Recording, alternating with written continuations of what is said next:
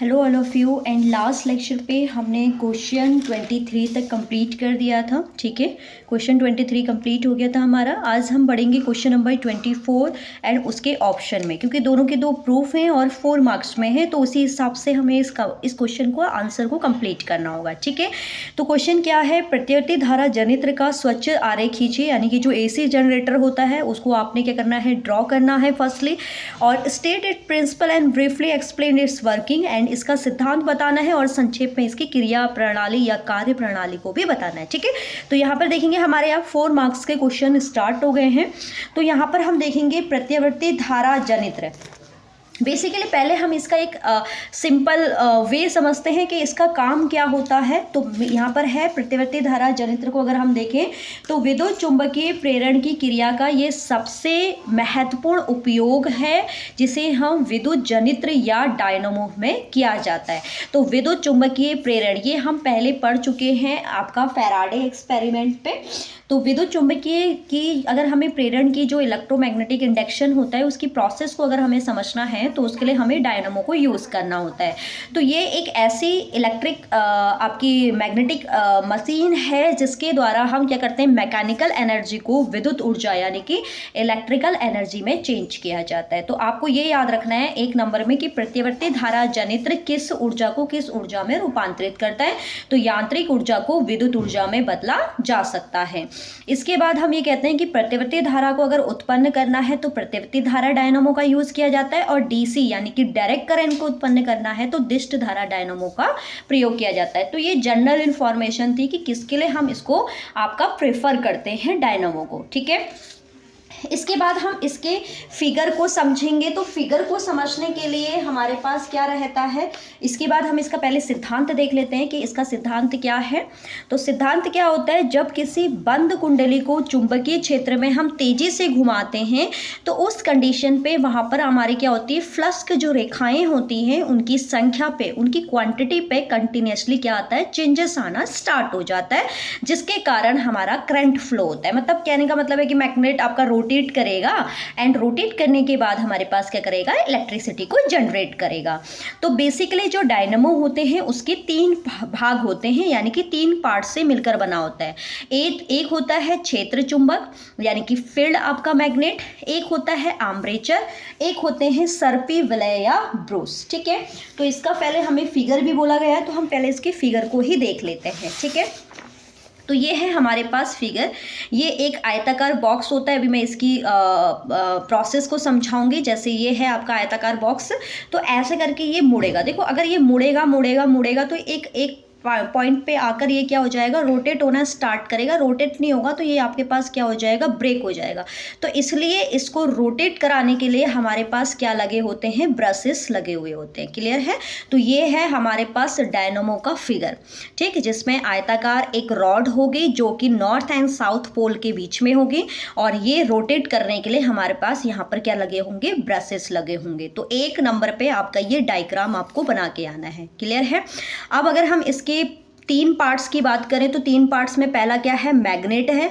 तो मैग्नेट के लिए आप क्या करोगे, इसके बाद अगर हमने कहा कि 3 पार्ट से मिलकर बना है तो पहला पार्ट क्या है, क्षेत्र चुंबक। क्षेत्र चुंबक मतलब यहाँ पर जो मैग्नेट होगा, तो यहाँ पर क्षेत्र चुंबक में बात की जाती है कि ये क्या होता है, एक शक्तिशाली अवतलाकार चुंबक N और S होता है। इसके द्वारा उत्पन्न जो चुंबकीय बल रेखाएं होती हैं वो नॉर्थ से साउथ पोल, मतलब ये आपके पास ये वाला पोर्शन होता है, फर्स्ट वाला एरिया। तो इसके अगर हम प्रॉपर डेफिनेशन देखें तो प्रॉपर डेफिनेशन क्या हो गई कि क्षेत्र चुंबक एक शक्तिशाली अवतलाकार चुंबक NS होता है। इसके द्वारा उत्पन्न चुंबकीय क्षेत्र की बल रेखाएं चुंबक के ध्रुव N से S की ओर होती है। क्लियर है। सेकंड है हमारे पास आर्मेचर। आर्मेचर की अगर मैं बात करूं तो आर्मेचर क्या होता है, ये दोनों ध्रुवों के बीच पे जो आपको ये आयताकार दिख रहा है ना, तो यही हमारे पास क्या होती है, आर्मेचर होता है।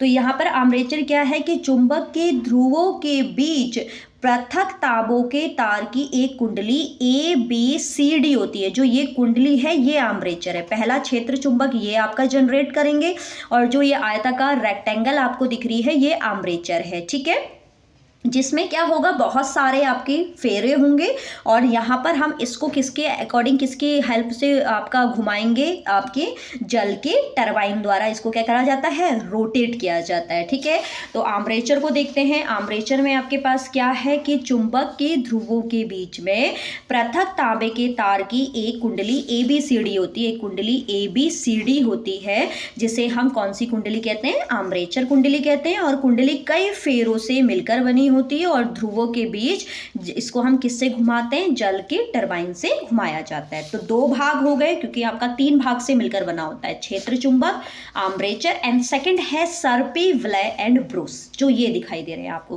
क्योंकि सीधी बात है, अगर मेरी ये फिंगर है, मैं इसको ऐसे करके रोटेट करूँ तो इतना तो रोटेट होगी ना, लेकिन अगर मैं और रोटेट करूँ तो फिर ये यहाँ पर जोर पड़ना स्टार्ट हो जाता है। तो इसलिए इसको घुमाने के लिए, रोटेट करने के लिए इस आर्मेचर को हम ब्रशेस का यूज करते हैं।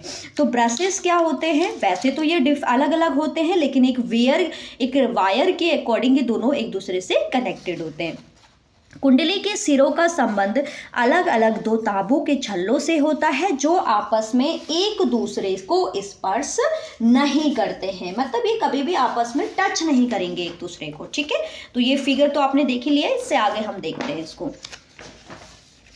इसके बाद कुंडली के साथ उसे एक सर्फी वाला कहते हैं और एक्स और वाई को स्पर्श करते हैं, और ये इससे क्या होता है, ये बार बार हमें मतलब रोटेट में हमारी हेल्प करते हैं। ठीक है, इसके बाद हम इसके प्रोसेस देखते हैं। वही है सेम प्रोसेस कि ये आपका घूमेगा, सर्पी वाला हेल्प करेंगे इसको घुमाने के लिए, और जब ये घूमेगा तो आपकी क्या है, मैग्नेटिक फील्ड लाइन्स को जनरेट करेगा, जिससे हमारे पास क्या होगा, करंट फ्लो होना स्टार्ट हो जाएगा। तो जब आर्मेचर कुंडली ABCD घूमती है तो कुंडली से जाने वाली फ्लक्स रेखाओं की संख्या में क्या होता है, परिवर्तन होता है, जिसके कारण कुंडली में धारा प्रेरित होने लग जाती है। अगर हमने इसको क्या है, नॉर्थ साइड पे दक्षिणावर्त दिशा में घुमाया है तो ये क्या होगी, AB साइड ऊपर की ओर आएगी और CD साइड नीचे की ओर आएगी। और जब हम वामाव्रत दिशा में जुड़ाएंगे तो CD साइड ऊपर जाएगी और AB साइड नीचे आएगी। तो इसी तरीके से ये क्या होती है, प्रोसेस चलती रहती है, जहां ब्रूस वाई पर वापस आ जाती है। जैसे ही ऊर्ध्वाधर कुंडली अपनी ऊर्ध्वाधर स्थिति से गुजरेगी तो भुजा AB क्या आ जाएगी, अब नीचे आ जाएगी और आपका CD ऊपर चला जाएगा। तो इससे हमारे पास क्या होता है कि हर एक हाफ साइकिल पे जो डायरेक्शन ऑफ करंट होता है वो बदल जाता है, जिसके कारण AC करंट आपका जनरेट होना स्टार्ट हो जाता है। सीधी बात है, अगर मैं इसको साइड AB मान लूं तो ये AB होगी, लेकिन जब ये घूमेगा तो नेक्स्ट हाफ सर्कल में ये साइड नीचे चली जाएगी और वो इसके नीचे वाली साइड ऊपर आ जाएगी। यानी कि हाफ सर्कल में AB साइड अप में होती है, CD साइड डाउन पे होती है, एंड नेक्स्ट हाफ सर्कल पे CD साइड अप में होती है एंड AB साइड डाउन पे होती है। तो इस तरीके से जब मूवमेंट होता है तो हमारा क्या हो जाता है, AC करंट जनरेट होना स्टार्ट हो जाता है। तो आई होप आपको ये पूरा स्टेटमेंट समझ में आया होगा, क्योंकि 4 मार्क्स में तो हमें पूरा डिटेल में ही इस क्वेश्चन को एक्सप्लेन करना होगा। ओके, अब बढ़ते हैं नेक्स्ट क्वेश्चन, इसके और के क्वेश्चन में, क्योंकि ये भी एक प्रूफ है, या तो आप इस वाले को अटेम्प्ट करो या तो आप इस वाले को अटेम्प्ट करो। अगर मैं इस वाले के अटेम्प्ट की बात करूं तो इसमें आपको क्या करना है, एक आयताकार धारावाही के लिए हमने फाइंड करना है चुंबकीय आघूर्ण। तो इसमें अगर हम देखें तो इसका जो आंसर है ये है हमारे पास, आयताकार धारावाही पास के कारण चुंबकीय आघूर्ण। तो इसमें हमने क्या करना है, एक मैग्नेटिक फील्ड लेना है, ये पूरा एक मैग्नेटिक फील्ड है। मैग्नेटिक फील्ड में एक रेक्टेंगल कॉइल को रखना है। अगर आप रेक्टेंगल कॉइल्स को देखें, जैसे ये आपके पास रेक्टेंगल एक कॉइल रखी है, तो आपका एक F1 लगेगा, एक पीछे की साइड F2 लगेगा, आप में आपका F3 एंड F4।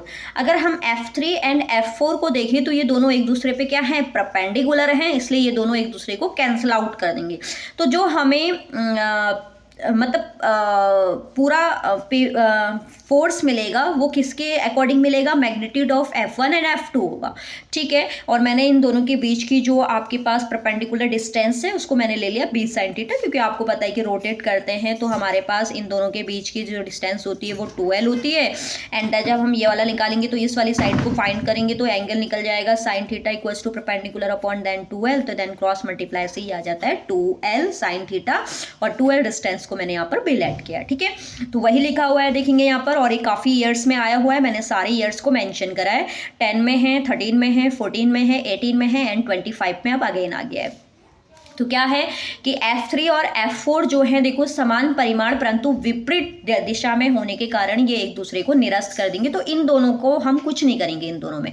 सेम हमारे पास जो आपका magnitude of F1 and F2 होगा यही हमारा रिस्पॉन्सिबल होगा कॉइल के बल आघूर्ण के, चुंबकीय आघूर्ण के लिए। तो वही लिखा है कि लूप में सिर्फ 2 बल वर्क करेंगे, एक F1 और एक F2।